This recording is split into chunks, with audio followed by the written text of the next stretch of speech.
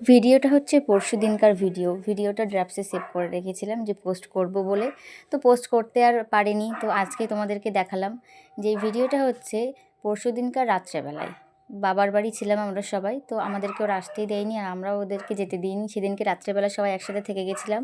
আর নিশিতা তার প্রস্তুতি নিচ্ছে যে সারপ্রাইজ দেবে একজনকে, একজন মানে কে বুঝতেই পারছো, জিতুকে সারপ্রাইজ দেওয়ার জন্য কেকটা রেডি করেছে ও। কেকটা ও আনিয়েছে শিবুদার কাছ দিয়ে এত রাত্রেবেলায়, আমরা আর কোথা থেকে কেকটা অ্যারেঞ্জ করবো বলো, তাই শিবুদা এনে দিয়েছে রাত্রেবেলায়। আর জিতু তো সারপ্রাইজড হয়ে গেছে, পুরোই সারপ্রাইজড, এত খুশি হয়েছে ও ভাবতেই পারেনি যে ওর বার্থডেতে এরকমভাবে উপহার দেবে নিশু ওকে। তো এখানে কেকটা আনা হয়েছে, তার পেছনে দেখো আমার বর আসলো আইসক্রিম খেতে খেতে।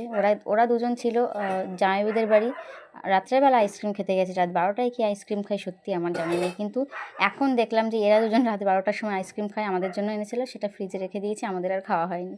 তো এখানে ও কেকটা কাটবে এবার। Happy birthday to you Jitu, happy birthday.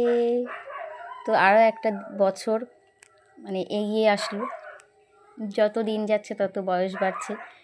কিন্তু যাই হোক, আমাদের বয়স বাড়লে দেখে বোঝাই যায় না, আমাদের আরও মনে হয় বয়স কমছে। তো এখানে আমার বড়দিও ছিল, বড়দিকেও কেক খাইয়ে দিল। বড়দিও ঘুমায়নি, কারণ বাড়িতে সেদিনকে অনুষ্ঠান ছিল, যার জন্য সবাই আমরা জেগেই ছিলাম। তো জিতু এখানে গবেষণা করছে যে কেকটা কোথা থেকে আনালো, এত রাত্রেবেলা কে আনলো। তারপরে দেখলো যে শিবুদা এসে হাজির, শিবুদাই এনে দিয়েছে। তারপরে বুঝতে পারলো, ও তো ভাবতেই পারেনি, ও ভেবেছে শিবুদা চলে গেছে বাড়ি, আর ও অবশ্য বাড়িই চলে গেছিলো দাদা, তারপরে আবার এসেছে। আমিও জানতাম না, পরে জানতে পারলাম যে কেকটা আনা হয়েছে। আমিও সারপ্রাইজড হয়েছিলাম কিছুটা।